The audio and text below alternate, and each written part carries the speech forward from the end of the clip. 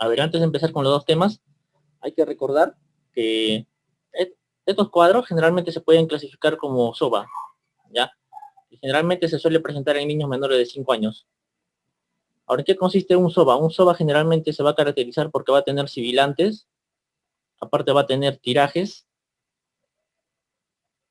y también lo que son ¿cómo se llama? La dificultad, el distrés, pues, ¿no? Distrés respiratorio. Ahora, esto de acá, generalmente me puede abarcar tanto lo que es la bronquiolitis, como lo que tenemos también como el conocido asma. Ahora hay que recordar que para diagnosticar de asma bronquial, generalmente que son para niños a partir de mayores de 5 años. Entonces,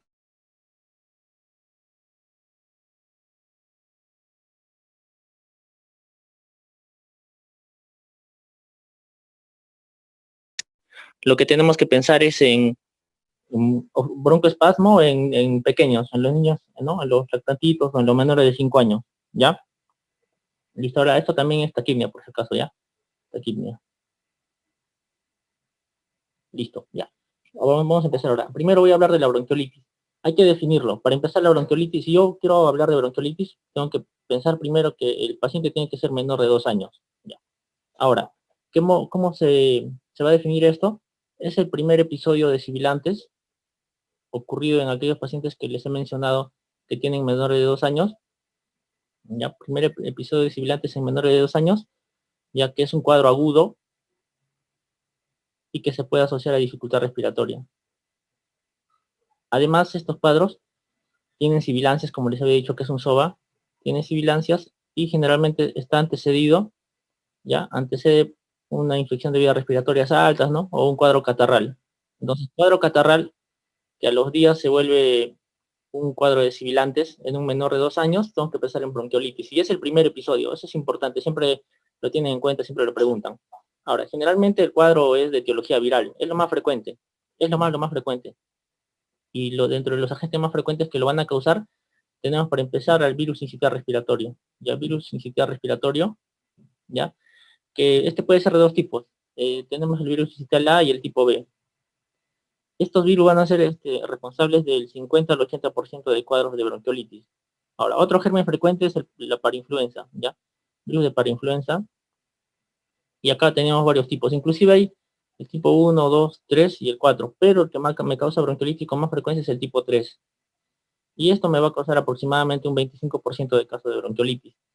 Otro virus frecuente es el rinovirus, ¿no? Que les había dicho en la clase pasada que era más responsable de lo que era la sinusitis y la faringitis viral. Entonces, el rinovirus también tenía varios tipos, el tipo A, B, C, ya, de los cuales el tipo C estaba caracterizado porque aumentaba la predisposición de que los pequeñitos más adelante, cuando ya tengan más de 5 años, puedan hacer asma, ¿sí?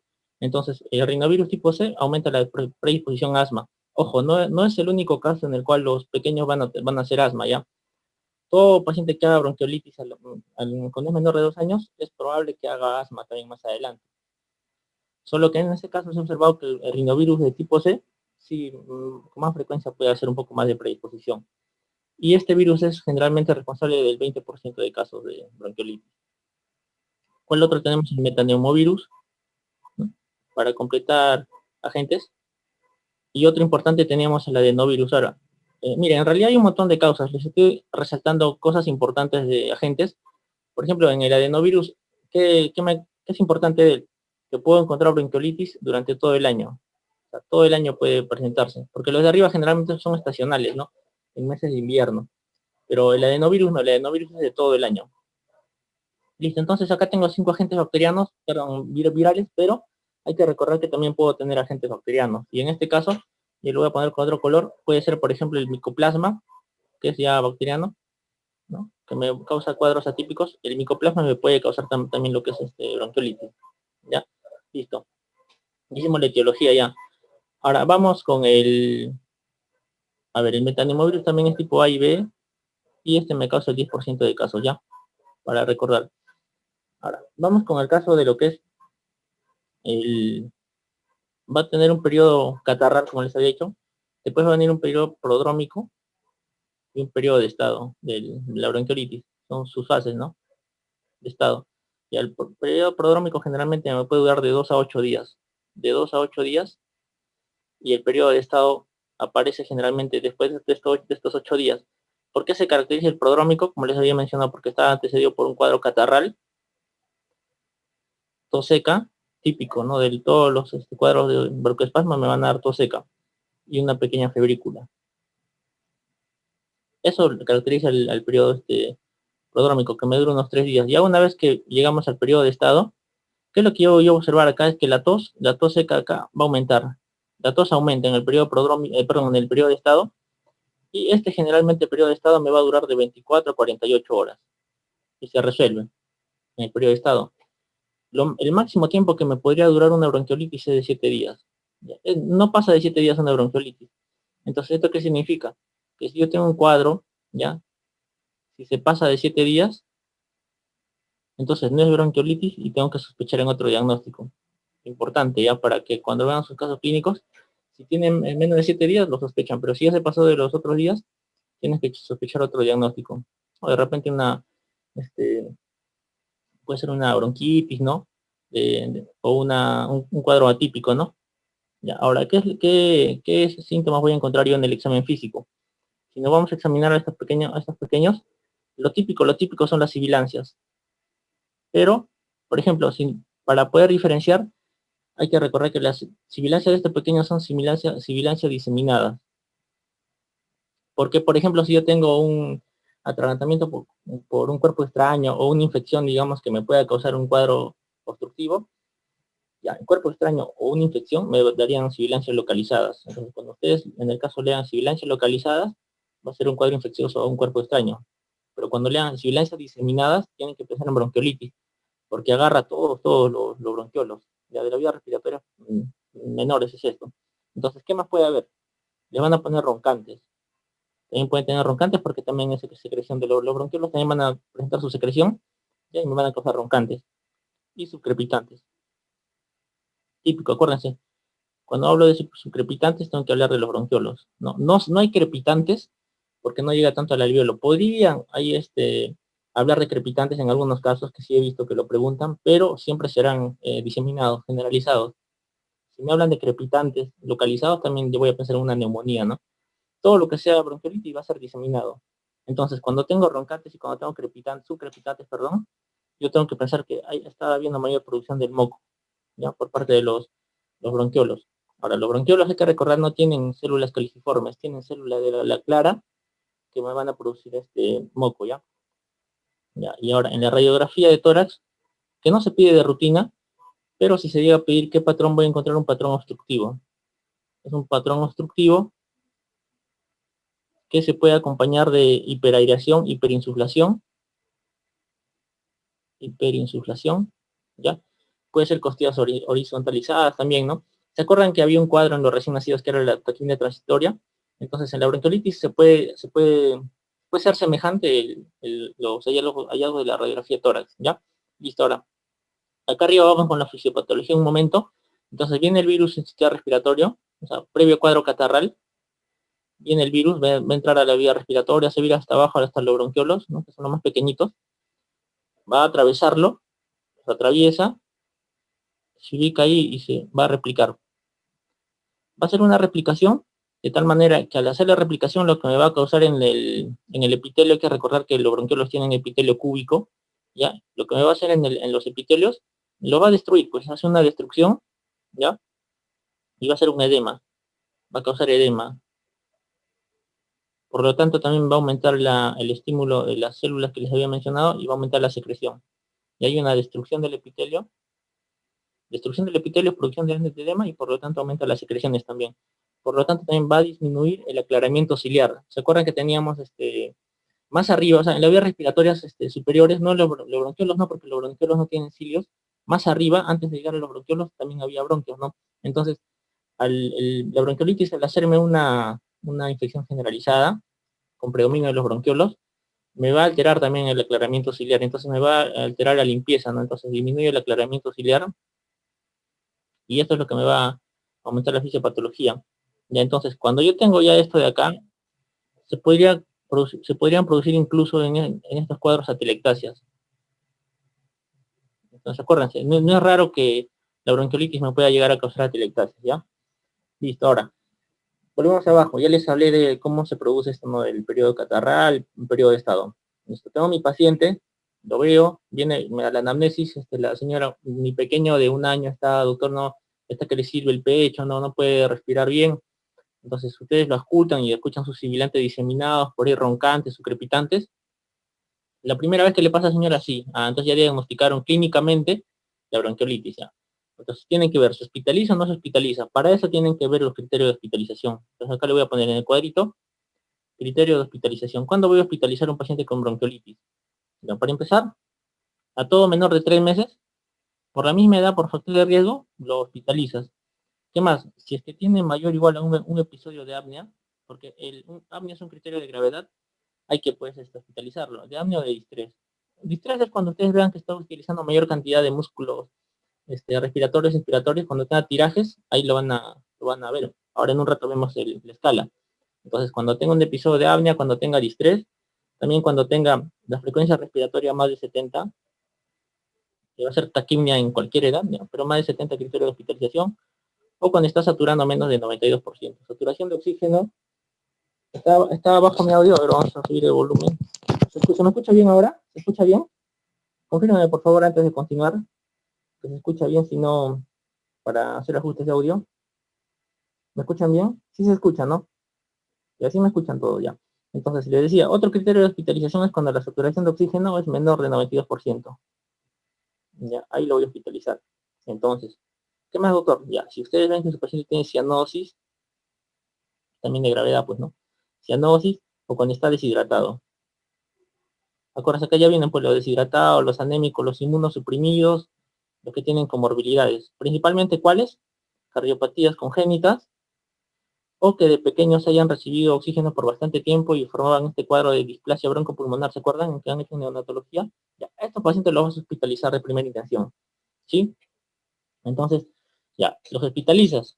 Entonces, vas a ver acá el tratamiento. ¿Cuál es el tratamiento? Mira, lo que se decía clásicamente, el tratamiento eran 4 pilares. Les voy a poner los 4 pilares y después la modificación que se les hizo. Ya, los pilares eran los siguientes. Le iba a dar oxigenoterapia, su oxigenito, siempre y cuando tengan una saturación menos de 92. ¿Se acuerdan que era un criterio de hospitalización? Entonces le damos oxigenoterapia si la saturación de oxígeno era menos de 92.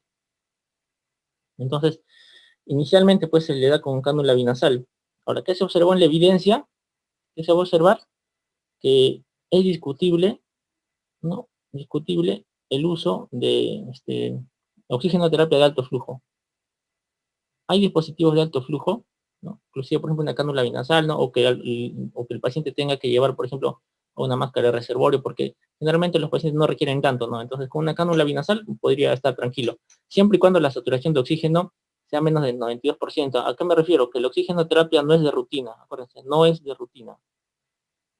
Ya, importante. Pilar que no es de rutina, no se le va a hacer a todos, solamente depende de la saturación. Segundo pilar, ¿cuál es? Hidratación. Este es el más importante, y este sí se le va a hacer a todos. A todos los pacientes hay que hidratarlos, porque se observa que tiene mayor evidencia y mayor recomendación, ¿no? Que causa el alivio de la bronquiolitis. La hidratación puede ser por zona nasogástrica o endovenosa tranquilamente, no hay ningún problema. El tercer pilar va a ser la aspiración de secreciones solo si lo requieren. Aspirar secreciones solo si requieren.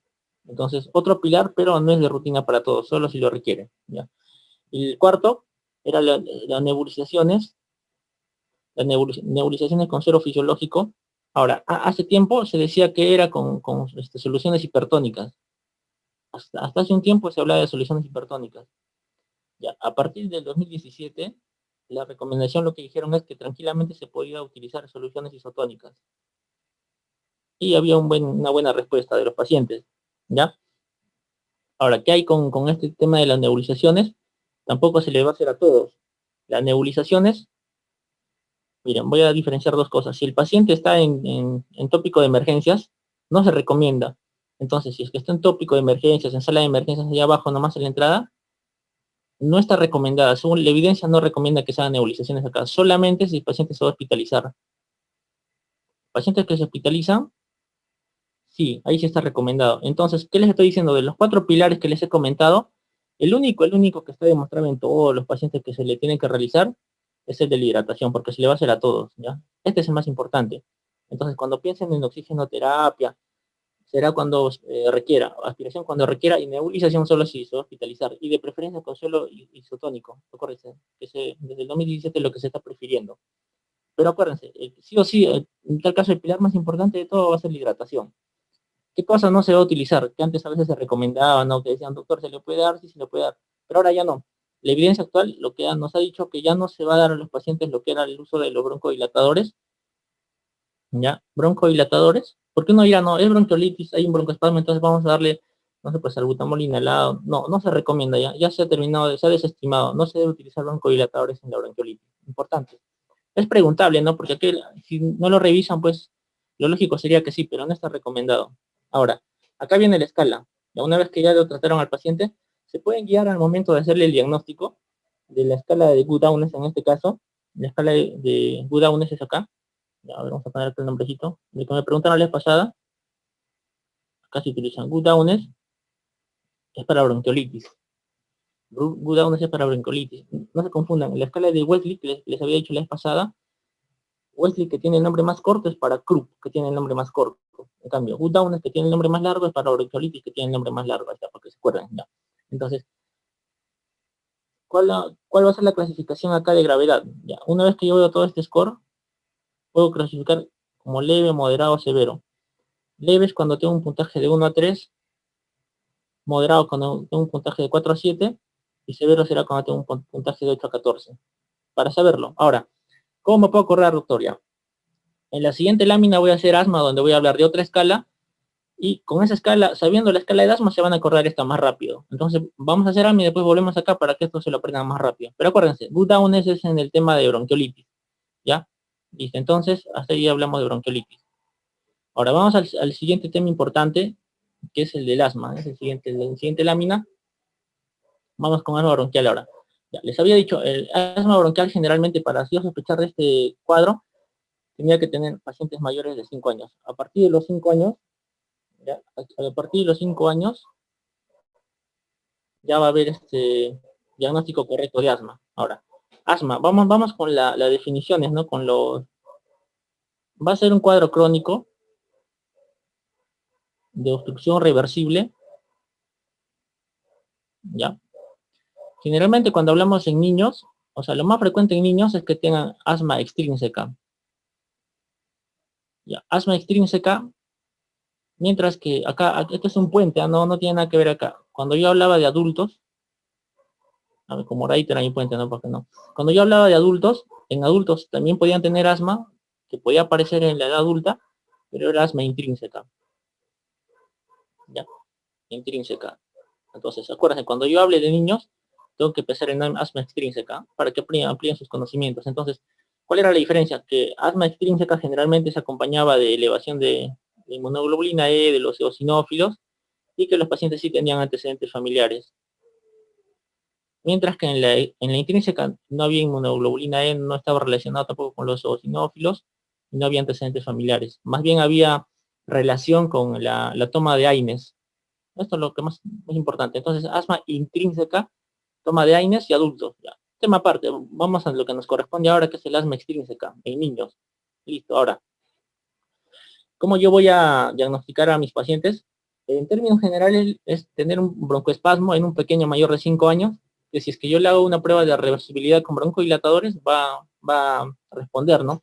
Ahora, ¿cuál es el tema de asma? Como yo voy a diagnosticar a partir de los 5 años, yo puedo anticiparme a este diagnóstico y puedo hacer que a partir de los 3 años, en menores de 3 años, yo puedo estar viendo para ver si es que mi paciente más adelante tendrá asma o no. Entonces, este es un índice predictivo de asma, ¿no? El famoso IPA, conocidas en los pequeños porque me ayuda, ¿ya? Entonces, el IPA me va a predecir, es para predecir, ojo, predecir asma futura. Acuérdense, predecir asma futura.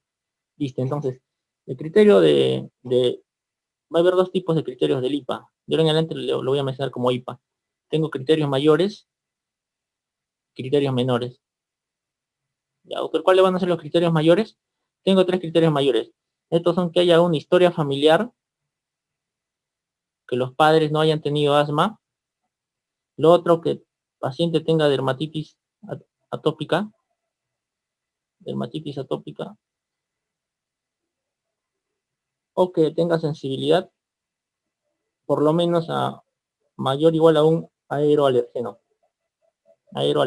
polvo, ácaros que se localizan en el aire, porque hay ácaros que vuelan en el aire. Son criterios mayores. Y los criterios menores, ¿cuáles van a ser? Que tenga sibilancias. Miren, a pesar que es un síntoma importante, un signo importante, no está como criterio mayor, está como criterio menor.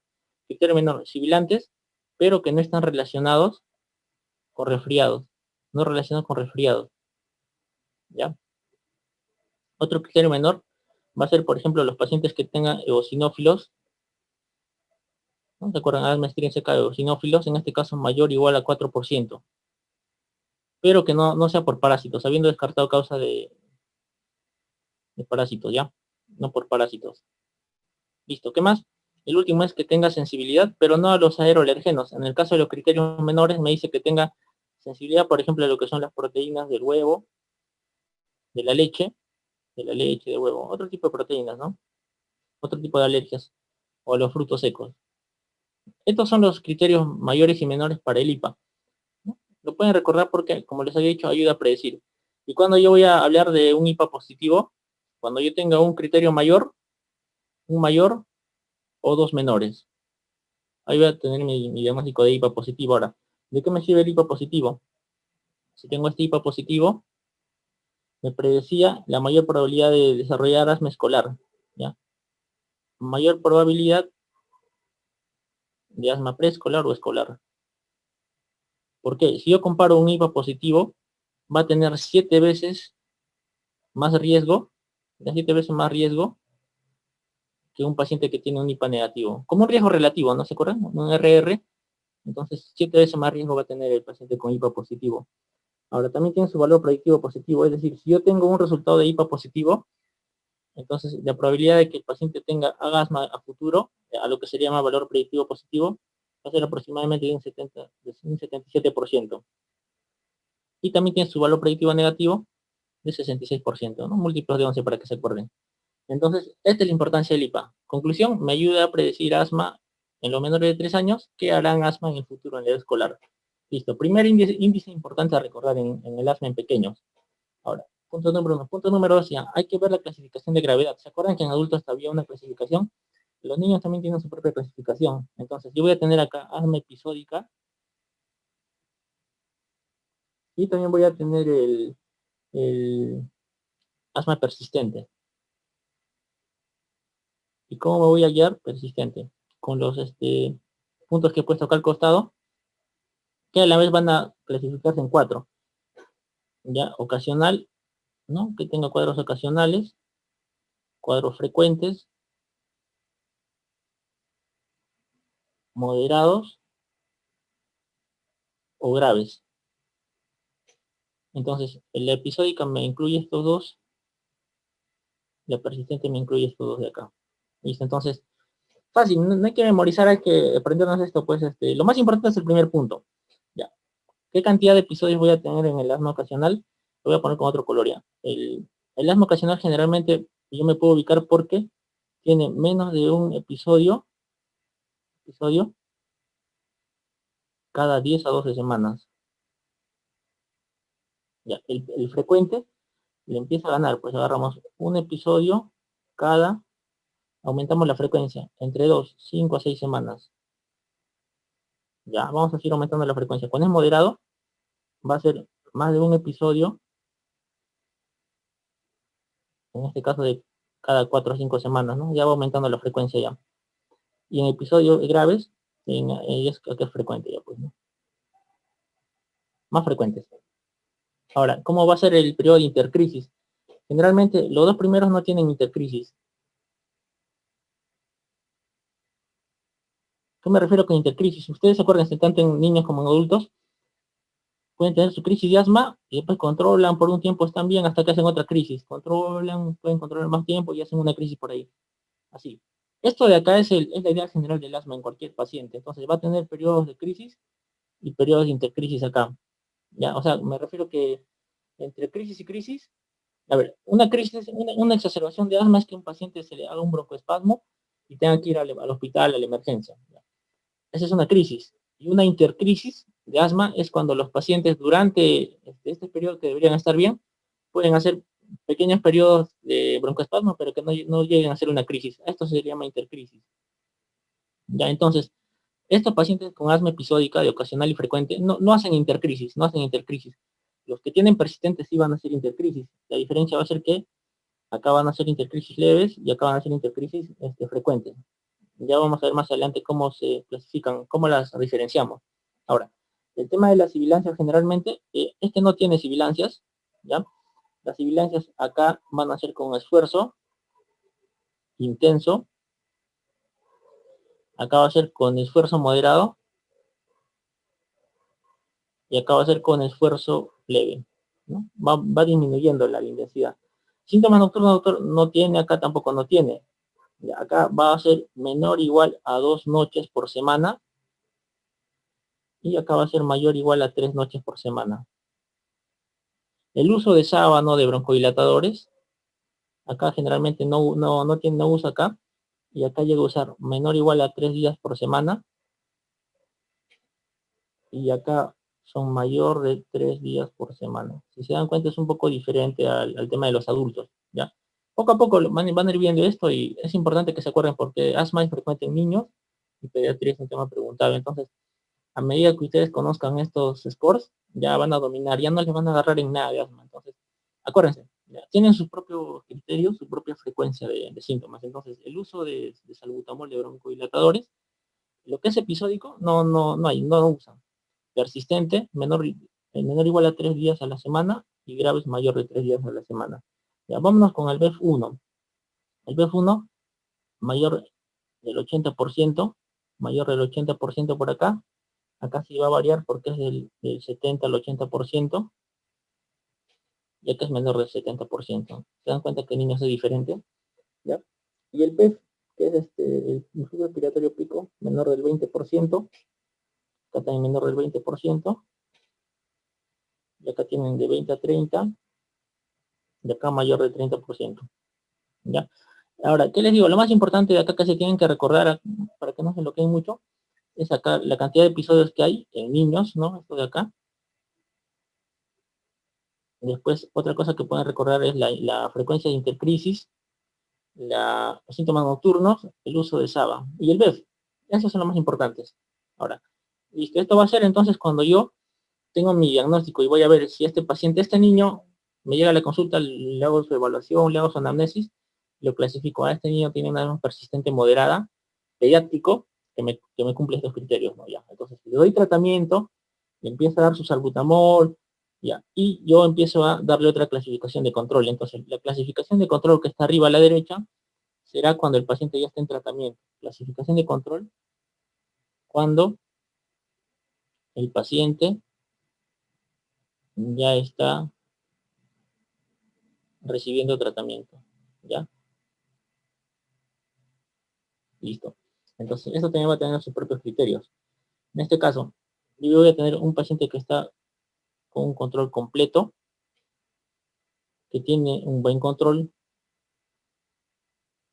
parcial o que tiene un mal control. Y en este caso, ¿cuáles van a ser los criterios más importantes? Acá sí se parece un poco al adulto. Si tiene, ¿cómo son los síntomas de día? ¿Cómo son los síntomas de noche? ¿Sí? ¿Cómo está la necesidad de medicamentos? O sea, de los broncodilatadores, necesidad de medicamentos. ¿Qué tanto le limita la actividad? Limitación de actividad. También tenemos el BEF1, ¿sí? No, dos más, ¿no? Reagudizaciones al año. ¿Cuántas reagudizaciones al año tendrá? Eso es el más importante. Ahora, vamos a empezar a darle forma. Entonces, acá sí se parece un poco más a los adultos. Por ejemplo, aquel paciente que tenga un tratamiento completo, no va a tener síntomas de día ni de noche, no va a usar medicamentos, no se le limita la actividad, su BF estará bien, o sea, mayor del 80%, no va a tener reutilizaciones al año. Entonces, un paciente con buen tratamiento no tiene nada, y su BF está bien, ya, fácil de acordarme. Ahora, para comparar acá, los síntomas diurnos en un paciente que tiene buen control, generalmente se producen menor o igual a 2 síntomas a la semana, 2 días a la semana, ¿ya? El parcial, en cambio, ya acá es más de 2 a la semana. Y el que tiene mal control, pues es diario, ¿no? Diario, ya. En los síntomas de... Ah, y de acá, de los síntomas de día, es casi lo mismo que la necesidad de medicamentos, ¿no? Entonces, ponerle lo mismo, menor o igual a 2 a la semana, acá será mayor de 2 a la semana y diario, ¿no? Para relacionarlo, no para no estarme memorizando. Estos son iguales. Ya, lo que va a variar un poco son los síntomas de noche que van a tener los pacientes. Acá es menor o igual a 1 al mes, mayor de 1 al mes, y el otro es el más semanal. Si se dan cuenta, esta parte, o sea, esta parte sí se parece a lo que eran los adultos, a la clasificación de asma que yo tenía para los adultos. Pero esta clasificación de niños era cuando ya estaban con tratamiento, acuérdense, ¿ya? Porque antes del tratamiento era lo que hice acá abajo, entonces después del tratamiento ya es acá arriba. Entonces, acabamos el cuadro ya. La limitación de actividades no tendrá el que tiene no le va a limitar las actividades. Acá será algunas actividades, y acá será importante, ¿no? La limitación de actividades que tiene el paciente. El verso 1 acá sí es igualito a lo del adulto. Mayor de 80, mayor de 80%, 60, 80%, y acá sí menor del 60%. ¿Ya?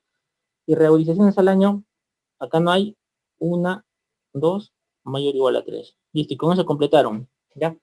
Practíquenle esto. Igual, les recuerdo de acá, lo más importante de acá, síntomas de día, síntomas de noche, necesidad de medicamentos. ¿Ya? Y las reutilizaciones al año, y el BEF. ¿Ya? Listo, ahora.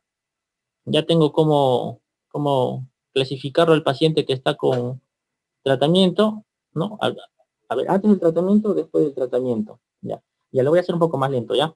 Después repasamos, no se preocupen. Y ahora vamos con el tema del Birman y Pearson.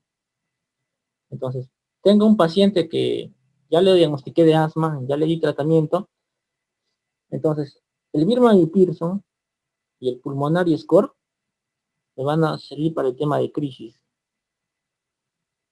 Para estos episodios de acá que les había dicho. Para estos episodios, yo me tengo que guiar del Birman y Pearson y del Pulmonary Score. Doctor, ¿y cuál es la diferencia del Birman y Pearson con el Pulmonary Score? Ya.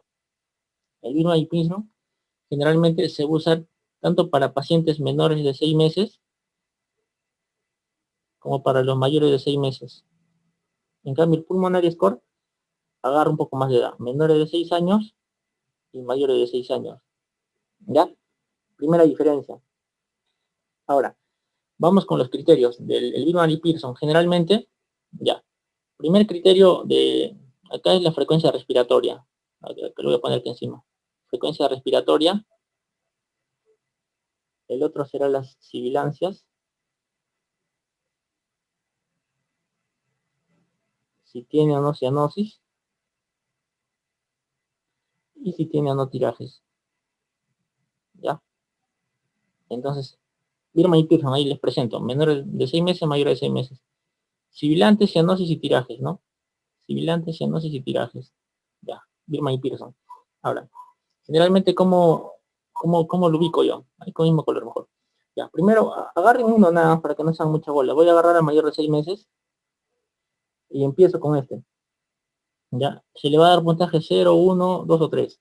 Ya, será puntaje de 0 si es que la frecuencia respiratoria en este grupo etario es menos de 30.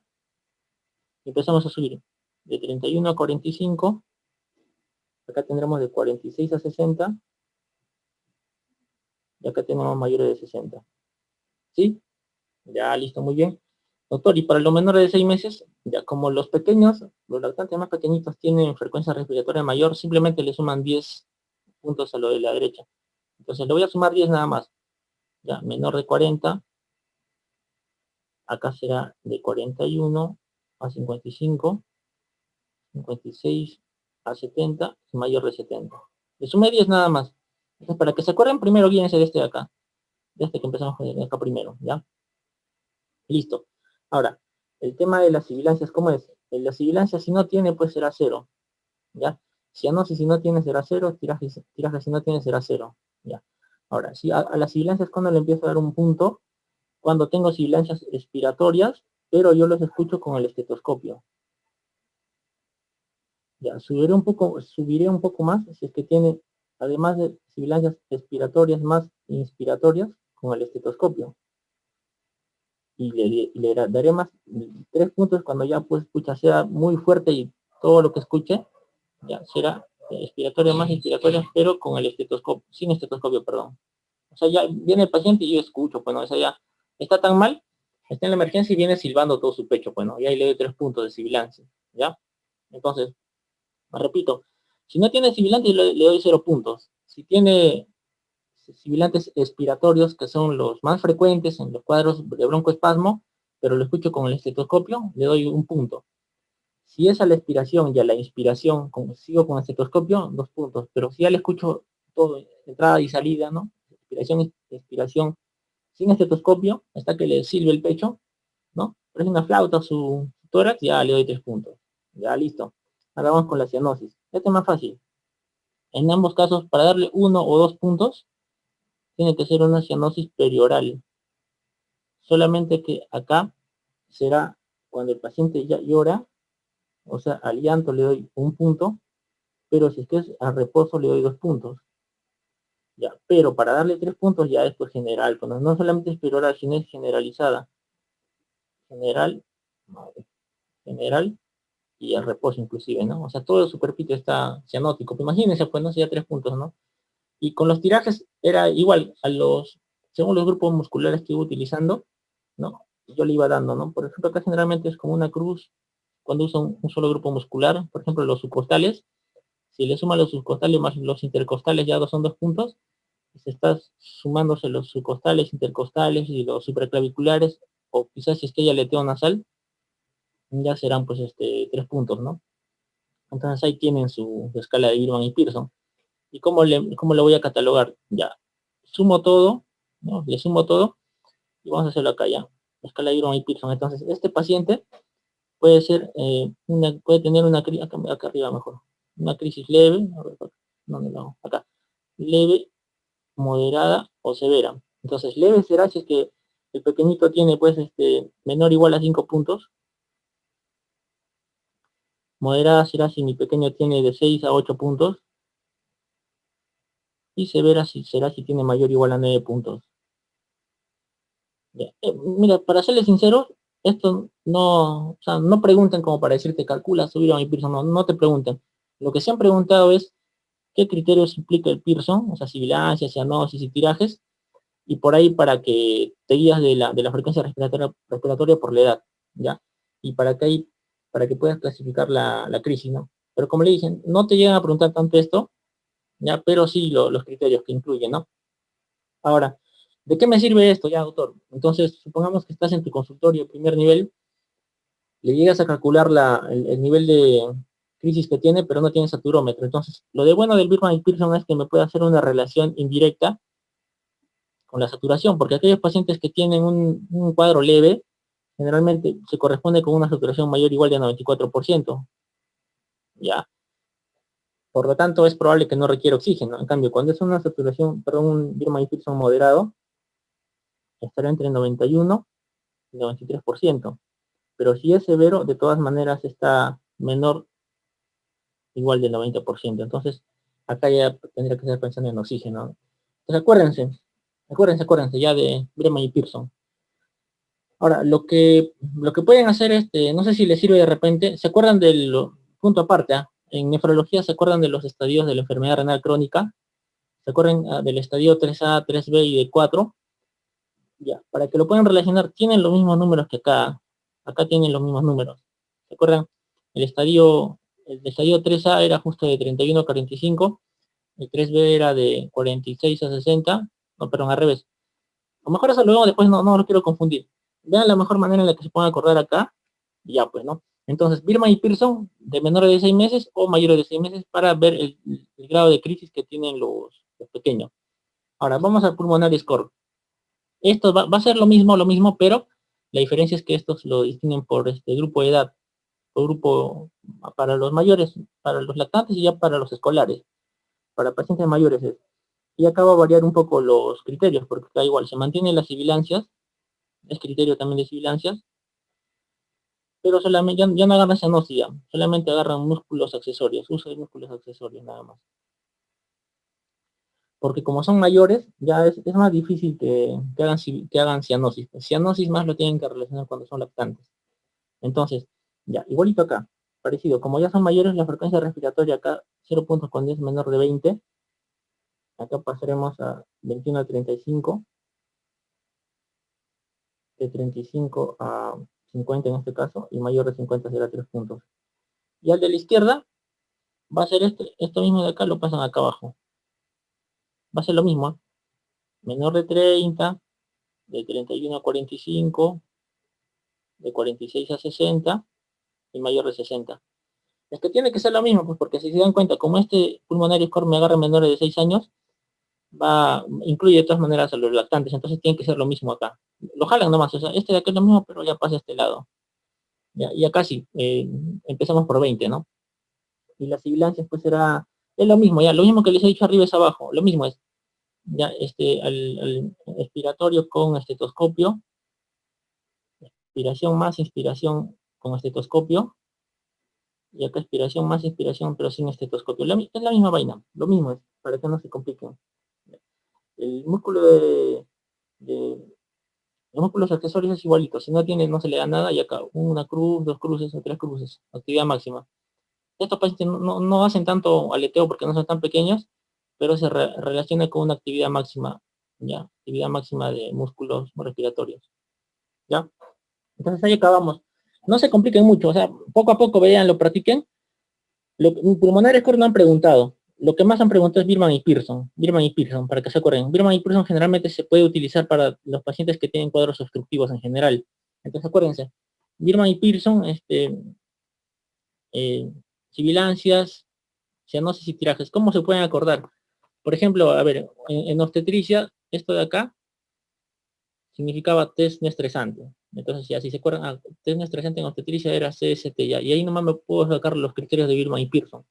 Tirajes, sibilantes, cianosis y la frecuencia respiratoria, ¿no? Entonces, así se podrían acordar. O ustedes mismos hacer su propia mnemotecnia. Pulmonar score simplemente le retiramos la cianosis porque los pequeños ya no hacen cianosis. Entonces, ahora sí, volvía para acá. Cuando era bronquiolitis, los criterios son los mismos que el Birman y Pearson, es la misma vaina, pero solamente que se le va a agregar ventilación y frecuencia cardíaca. Entonces, los criterios de Good es, para yo acordarme, doctor, es lo mismo que Birman y Pearson, los criterios estoy diciendo, Birman y Pearson, pero le agrego frecuencia cardíaca y le agrego ventilación. La frecuencia cardíaca y ventilación. Lo demás será lo mismo, pues, acá está. C de cianosis, S de sibilantes, T de tirajes y frecuencia respiratoria, ¿no? Claro que ya tiene sus propios valores, pues, ¿no? Que aún así es parecido, ¿ya? Listo, entonces, con eso acabamos. Allá. Y para el pulmonar score también, para mayores, tendrá también su leve, moderado y severo, pues, miren. Ya para acabar, acá será, cuando lo clasifico de leve, moderado y severo? Leve, en este caso es cuando es de menor o igual a 3, porque acuérdense que tiene menos criterios. Moderado será de 4 a 6 y severo será de 7 a 9. Mayor o igual a 7, mayor o igual a 7, ¿ya? Y la correspondencia con la saturación es parecida arriba. Pero acuérdense de estos puntitos, ¿no? Principalmente. Entonces ya, hasta ahí, tranquilos nomás, a veces poco a poco no vamos a ir aprendiendo todo, y se van a ir aprendiendo todo, ya, haciendo pues siempre sus relaciones, sus memotecnias, ¿ya? Listo, ahora, vamos al tratamiento del asma, que es lo más preguntado, ¿ya?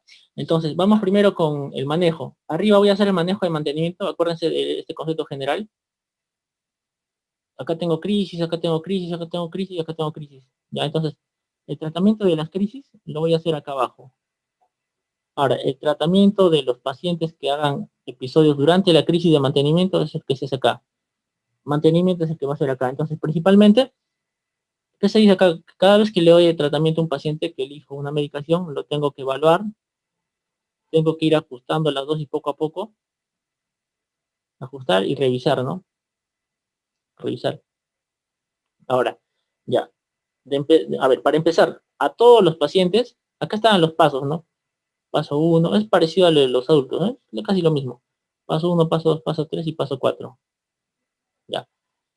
A todos estos pacientes, a todos, se les tiene que dar siempre salbutamol o los beta agonistas de acción corto, ya que se llama SABA, a demanda. ¿Ya? Listo.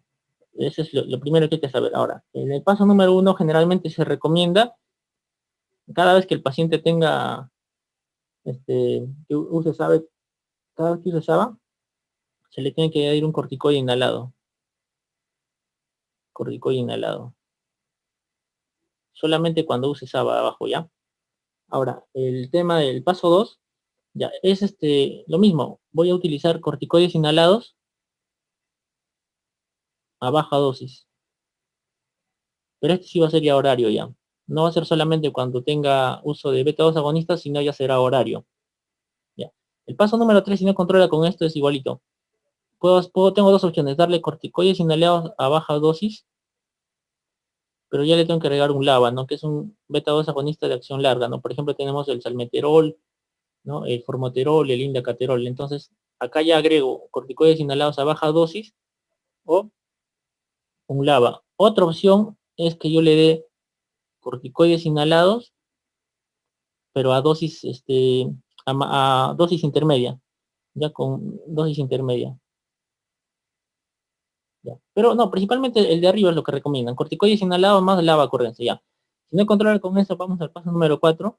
En el paso número 4 ya los corticoides inhalados a dosis intermedias y continúo con LABA. Y el paso 5 es corticoides bioral, corticoides sistémicos, bioral, y referir al paciente para manejos de especialidad, ¿no? Referir. ¿Ya? Es parecido a lo que es el adulto. Es parecido, ¿ya? Ahora, vamos con el manejo de la crisis. A los pacientes que tienen crisis, ¿cómo se le maneja? Y esto es lo que más se usa en emergencia en realidad. ¿Ya? ¿Cómo se va a manejar? Entonces, la crisis asmática, acá sí utilizaba el Birman y Pearson, por ejemplo, ¿ya? Acuérdense, acá abajo yo clasificó qué tipo de crisis tenía, no leve, moderada o severa. Entonces, una vez que yo tenía esto, ya, acá tengo mi leve, mi moderada y mi severa. Ya, ahora, ¿cómo voy a empezar a tratar de la siguiente manera? Vamos con la leve primero. Ya, llega el paciente, lo ven que no, es una crisis leve, entonces ustedes como médicos van a decir, ya, a este paciente le voy a dar beta 2 agonistas, le voy a dar una dosis, ya, que son de 2 a 4 inhalaciones, a lo que le dicen PAF, no sé si han visto en las recetas, de 2 a 4 inhalaciones de salbutamol, pueden utilizar la aerocámara, en aerocámara le dan, ya, terminan esto de acá, y generalmente lo que dice la guía es que se revalúe en 15 minutos, entonces, revalúas en 15 minutos, y acá ves si responde o no responde, ¿quién respondió o no respondió? Ya, si tu paciente sí respondió, le das de alta, lo mandas a casa, pero lo vas a mandar con salbutamol a demanda. Ya. Si no respondió, le pasarás a clasificarlo como una crisis moderada y lo manejarás como tal. ¿Cómo se maneja la crisis moderada? Ya. Hace la misma vaina, o sea, vas a hacer una dosis, pero ya aumentan las inhalaciones, los PAF. 4 a 8, ya 4 a 8 inhalaciones o pulsaciones, 4 a 8 inhalaciones de salbutamol igualito, de salbutamol en aerocámara. Ya, en aerocámara le puedes dar esto. O, es una manera de tratarla. O, otra manera de tratar es que hagas nebulizaciones, igualito de salbutamol. Ya, la dosis es de 0,15 miligramos por kilogramo. Ya, igualito de salbutamol, pero ya es ahora en nebulizaciones. Ya, manera rápida, manera para no confundirme mucho.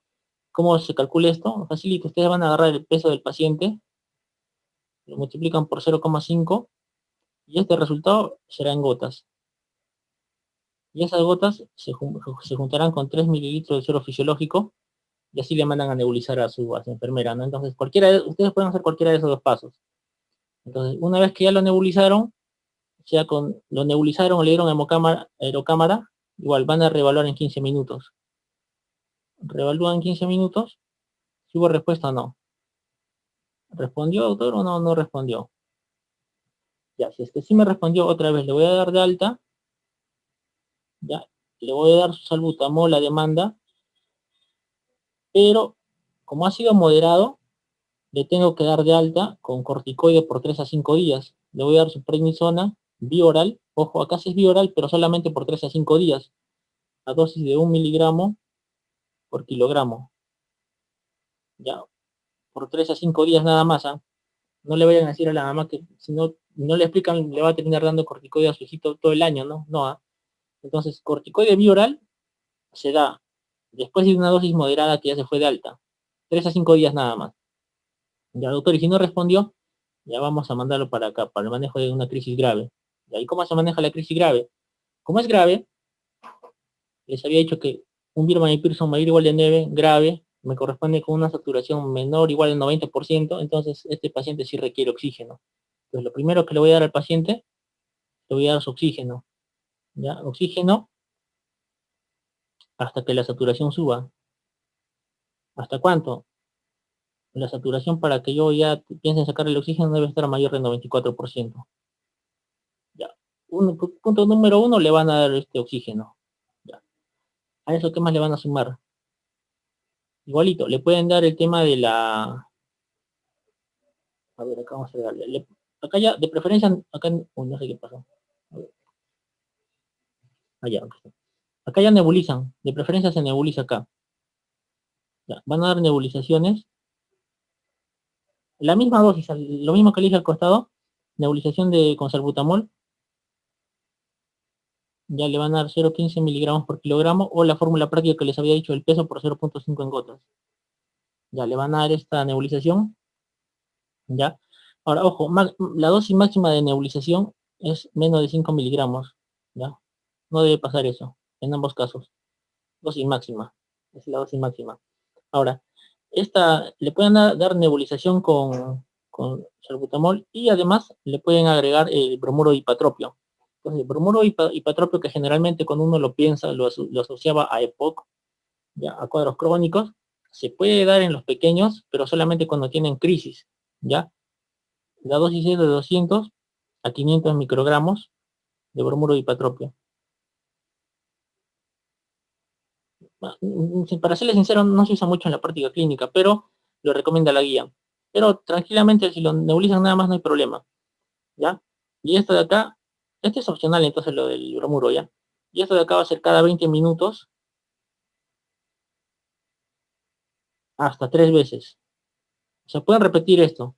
O sea, ya a su paciente le ponen oxígeno, lo nebulizan, ya, lo nebulizan por 20 minutos y ven cómo está, si está mejorando su saturación, si ya le bajó la sibilancia, lo están ocultando ahí. Si no, repiten otra vez hasta 3 veces.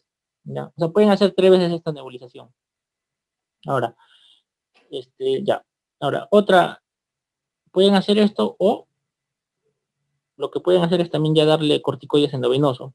Y generalmente, ¿cómo se indica esto? Se le puede dar lo que son los... A ver, esperen un rato.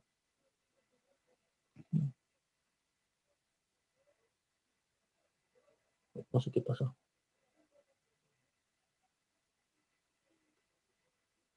¿Pueden ver la diapositiva? Sí, ¿no? Se me ha movido todo. Se han dormido, creo, ¿no? Ya. Acá le agregan ya. Ahorita acabamos, ya no se preocupen. Uy, no sé qué pasó. Y acá le van a sumar. Ya. Le dieron oxígeno, le dieron salbutamol y ahora le van a dar el corticoide endovenoso porque se le tiene que dar también.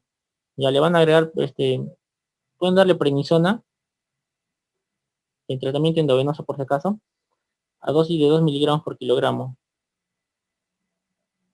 Ya puede ser vía oral o vía endovenosa. O también puede ser con hidrocortisona. Acá la dosis generalmente es de 100 a 200, ¿ya? Miligramos. Esto le dan en bolos, ¿ya? Y termina esto de acá, y esto de acá, igual lo revalúan. Lo revalúan, pues, si es que responde, va a ser igual que acá, le dan de alta, con su salbutamol a demanda y con la prednisona vía oral por 3 días. Y si es que no responde, ya tienen que empezar a mandarlo para UCI. ¿Sí? Ya chicos, ese es con eso acabamos asma. Entonces, si tienen alguna pregunta, escríbanme y a ver, para reforzar los puntitos que les ha quedado duda. Ya voy a ver sus preguntas. A ver.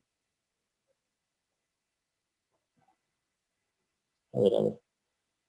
A ver, Kiara Valera dice, doctora, ¿qué se llama bronquiolitis obliterante? Es un cuadro de bronquiolitis causado por el adenovirus, ya que aparte de hacerte bronquiolitis, te va a dar cuadros, también va a agarrar lo que es el alveolo, ya, y va a ser un cuadro, es un cuadro más grave, que no solamente agarra bronquio, sino también va a agarrar parénquima, ya, y es más difícil el tratamiento, es más difícil el manejo. Esa es una bronquiolitis obliterante. Ya, a ver qué más. Por favor, repite el IPA positivo, Karina. El IPA positivo. Entonces, el índice predictivo de asma, voy a agarrar acá el índice predictivo de asma, para empezar, lo que me va a hacer es, me va a decir, para empezar, se hacen menores de 3 años. ¿Para qué? Para que yo pueda ver si el paciente, cuando sea mayorcito, preescolar o escolar, va a hacer asma. Es un índice predictivo. Entonces, tiene sus criterios mayores, que son que tenga historia de familiares, no, sus padres tengan asma, la mamá o el papá, o el paciente tiene dermatitis atópica, o es sensible a los ácaros, por ejemplo, ¿no? Entonces, esos son criterios mayores. Y los criterios menores son que tenga sibilancias que no sean por resfriado, que tenga eosinófilos mayor o igual al 4%, o que tenga sensibilidad ya no a los ácaros, sino a comida, ¿no? Leche, huevo, frutos secos. Entonces, un criterio mayor o dos criterios menores me hacen un IPA positivo. ¿Qué significa un IPA positivo? Paciente tiene alta probabilidad de hacer asma escolar. Un IPA positivo, si yo lo comparo frente a un IPA negativo, tiene 7 veces más riesgo de hacer asma escolar.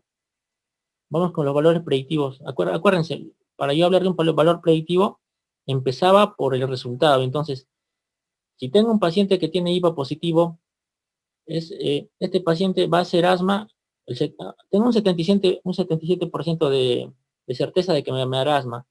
Y si tengo un IPA negativo en este caso, el valor predictivo negativo, tranquilamente me puede decir que el 66% de estos pacientes no van a hacer asma, pues, ¿no?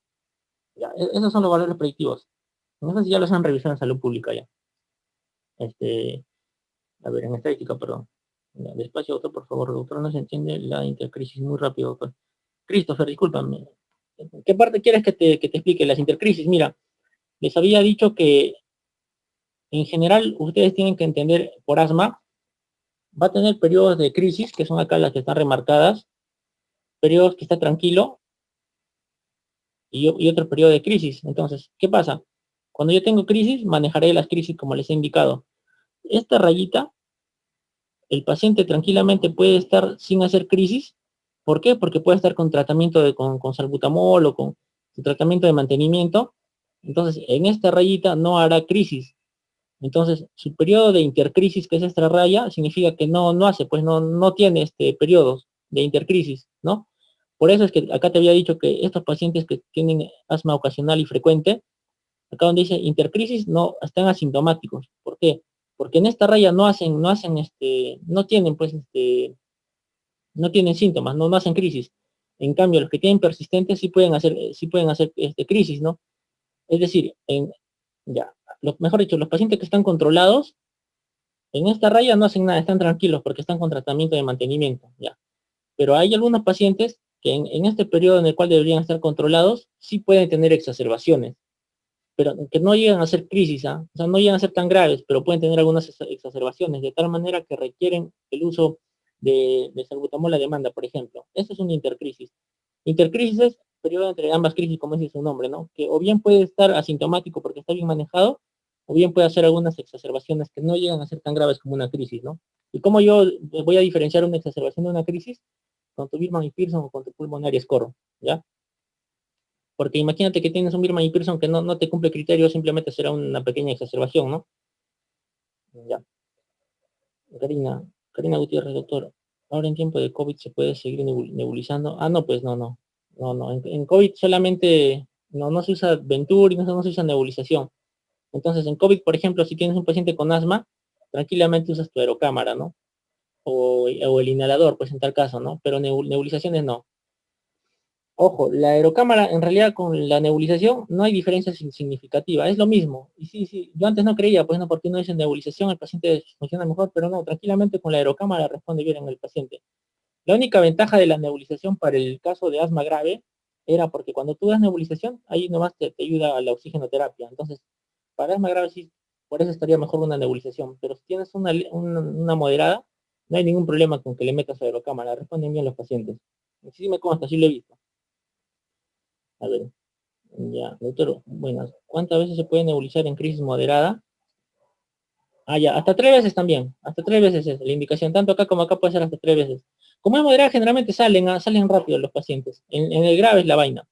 Ya, doctor, Patricia para, doctora, ¿a qué se refiere con salbutamol la demanda? Ya, acá, ¿no? Esta parte que es, vámonos al tratamiento de mantenimiento, ya, salbutamol la demanda, ¿qué es lo que pasa? Ya, imagínate que ya tienes tu paciente, que le diste de alta, le diste, o sea, tuvo su crisis, ¿no? Ya le diste de alta y acá está. Ya, el manejo, después de la crisis, de acá para adelante, este es el manejo de mantenimiento. Mantenimiento, entonces, imagínate que tu paciente está de alta ya con su diagnóstico de asma y le has dicho salbutamol a demanda ya. ¿Qué significa? El paciente está empezando su semana lunes, martes, miércoles y por ahí como que se le empieza a cerrar el pecho o empieza con una tos, ¿no? Entonces, ahí tiene que usar su salbutamol, 2 inhalaciones y con eso se le pasa. Todo el día está tranquilo y al día siguiente ya sigue con sus actividades normal. ¿Qué significa? Que un ratito necesitó su salbutamol. La demanda significa si al paciente en un momento tiene tos nocturna o se le cierra el pecho o tiene opresiones o él siente sibilancias, tiene que usar su salbutamol ahí. Se hace 2 inhalaciones y ya le pasa. No llegó a hacer crisis, ya, pero lo utilizó un día ya y ya después estuvo tranquilo, ¿no? Y continúa con su mantenimiento. Quizás llega un tiempo que ya no usa su salbutamol y está tranquilo. Pero un día hará una crisisota grande que lo hará requerir este manejo. Pues, ¿no? Esa es la diferencia. Entonces, salbutamol la demanda es, señora, usted va a ir a su casa cuando usted vea que a su chiquito se le cierra el pecho o tiene sibilancias o tiene tos, dele sus 2 inhalaciones de salbutamol y con eso le va a pasar. Y le pasa, pues, ¿no? Entonces, solamente es algo que usó un ratito y ya le pasó. Eso es a demanda. Eso es cuando te dicen cualquier tratamiento de demanda es eso. Como cuando das, por ejemplo, paracetamol, ¿no? Dice, señora, si tiene dolor de cabeza, toma paracetamol. Si no tiene, no lo toma. O sea, por razones necesarias, cuando ponen en las recetas, ¿no? Por razones necesarias, a demanda, ¿no? Eso es. Ya. A ver. Periodo de intercrisis en asma, ¿a qué se refiere? Christopher Manay, ¿sí me entendiste lo del intercrisis? Confírmame, por favor, si no, para volver a explicarlo. Es cuando el periodo entre la crisis y la crisis. Ya. A ver. Doctora, hay prevención de bronquiolitis. Justamente para los pacientes que tienen riesgo, no le mencioné, a ver, ¿dónde está esto? No le mencioné el pabilizumab, ¿no? Hay prevención para bronquiolitis, pero por ejemplo, para aquellos pretérmino, que fueron pretérminos, generalmente menores de 29 semanas, ¿no? O que requirieron oxigenoterapia cuando eran neonatos, que pudieron haber hecho displasia broncopulmonar, por ejemplo, para ellos se les puede dar el pabilizumab. Y eso es para prevenir bronquiolitis. Pero no es en todos, solamente en ellos que tienen riesgo, también para los que tienen cardiopatía congénitas. A ellos se les puede dar tratamiento preventivo como pabilizumab. Ya, Fabiola Chirley. Doctor, buenas noches. Si el índice y el IPA también es equivalente al síndrome obstructivo bronquial recurrente más un criterio mayor o menos. No te entiendo tu pregunta. O sea, ¿me puedes aclarar, por favor, Fabiola? Shey, doctor, y si un niño menor de 2 años vuelve al tercero cuadro de sibilancias, ¿cómo se consideraría? Ya no sería bronquiolitis, ya pues. Sería un cuadro, o sea, lo que pasa es que mira, o sea, mira, para serte sincero, en teoría solamente el primer episodio se llama bronquiolitis, ¿ya?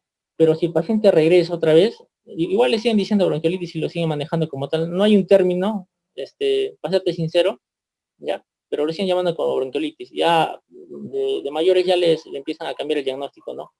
O le dicen SOBA, por eso que le pusieron SOBA, pues, o sea, esto por eso que el SOBA es hasta menores de 5 años, ya por eso le pusieron SOBA.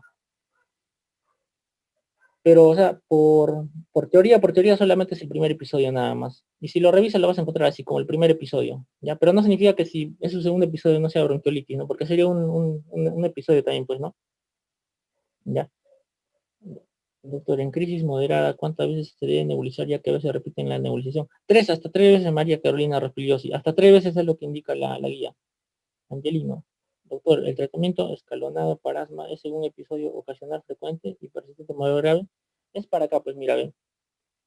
Es parecido a lo que era el adulto, ya, o sea, acá, el escalonado, la misma vaina que en el adulto era, ¿te acuerdas? Intermitente leve, intermitente, persistente leve, moderado y severo, acá es igualito, solamente que es ocasional, frecuente, moderado y grave.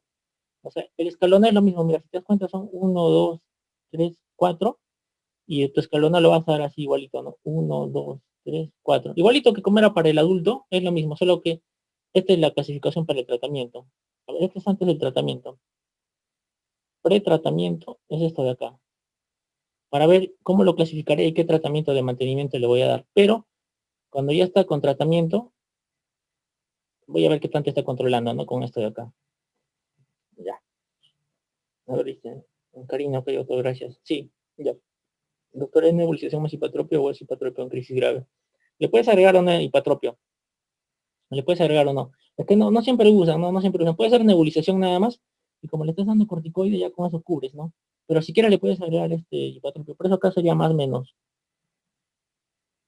hipatropia. Pero generalmente es oxígeno, algo, una resaltada para que se aclare. Oxígeno, porque está desaturando un virus este, grave, nebulizaciones y corticoides, y generalmente es hidrocortisona, ¿ya? Esos tres es el manejo de grave. De la moderada puede ser, como te había dicho, en aerocámara o nebulizaciones, y en leve solamente su aerocámara, ¿no? Ya. Christopher, sí, ya me entendiste, bacán. Ver Palomina dice, doctor, ¿cómo se indica corticoide inhalatorio en el tratamiento de mantenimiento? Y a veces le puedes dar la fluticasona o la budesonida, ¿ya? Estos corticoides generalmente es dos puff una vez al día nada más. ¿Ya? Algunos dan 2 veces al día, pero generalmente dos puff de fluticasona o de budesonida, ¿ya? O también el otro es beclometasona. Me parece que en el MINSA lo que indican es beclometasona, que puedes dar 2 puff, 1 a 2 veces al día. Y le puedes agregar la frecuencia o la cantidad de puffs dependiendo la dosis, pero la dosis con la que se inicia es, por ejemplo, beclometasona, 2 puffs de 1 a 2 veces al día. Esa es cómo se indica. Mauricio Grande dice, doctor, ¿a qué se refiere una dosis? 4 8 inhalaciones, tenía entendido que era 2 puffs cada 10 a 20 minutos durante 1 hora. Sí, es lo mismo, pues. Mira, ve. Por ejemplo, acá en leve, 2 inhalaciones son 2 puffs. Pero tú le puedes dar de 2 a 4 puffs de salbutamol. Y en la moderada igual, le puedes dar de 4 a 8 puffs. Esa es la guía. Lo que tú has visto, pues, es lo que hacen en la emergencia, ¿no? Ya, pero lo que te dice la guía es que puede ser hasta 4 a 8 puffs.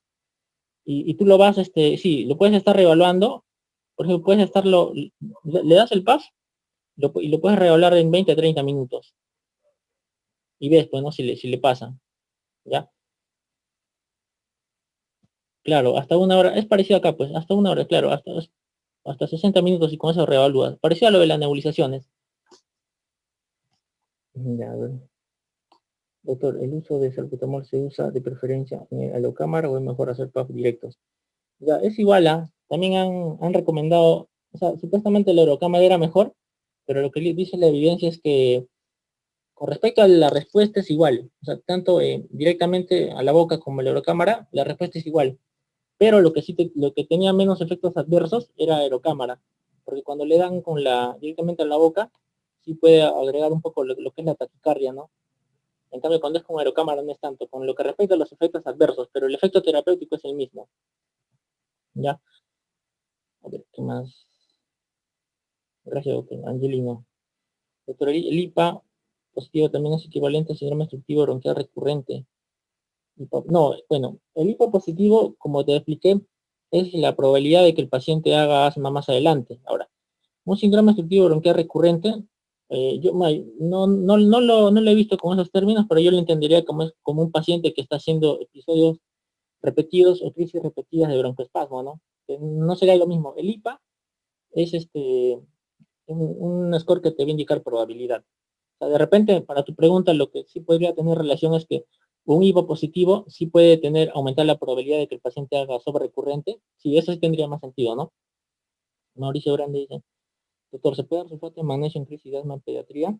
Mira, en pediatría no lo he visto mucho, lo he visto más para adultos. Y acuérdate que el sulfato de magnesio en adultos es cuando no te ha respondido bueno, obviamente también le puedes nebulizar con salbutamol. Si no te responde, le puedes agregar lo que es bromuro y patropio también.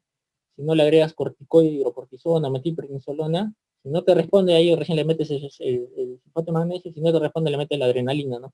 Pero eso lo he visto más para adultos. Para niños no se recomienda tanto el sulfato de magnesio. No lo he visto mucho. El que sí responden generalmente. Yo sí he llegado a ver pacientes que tienen grave y con la hidrocortisona les ayuda bastante. ¿Ya? Acuérdense, ya, paciente que ha tenido asma moderada o asma grave, cuando le doy el alta, se tiene que ir acá, esto es importante, se tiene que ir a su casita con su SAB, obviamente, de demanda, como les he explicado acá, y con su prednisona, 1 miligramo por kilogramo. Esta prednisona les va a controlar bien, pero solamente son 3 a 5 días nada más. Ya, acuérdense. Ya, gracias, Karina. La dice, doctor, el IPA también es equivalente a síndrome digestivo recurrente, aunque tiene más de una. No, no es lo mismo, como te había dicho, el IPA es un índice que te va a predecir, no es un diagnóstico de sobrecurrente. ¿Ya? Listo, chicos, entonces, si no hay más preguntas, eso es todo por hoy. A ver, hoy Caterina me acaba de preguntar otra cosa, dice, buenas noches, para la práctica diaria, ¿qué score de preferencia se debería usar? ¿Qué dice? El pulmonar score, Birman y Pearson.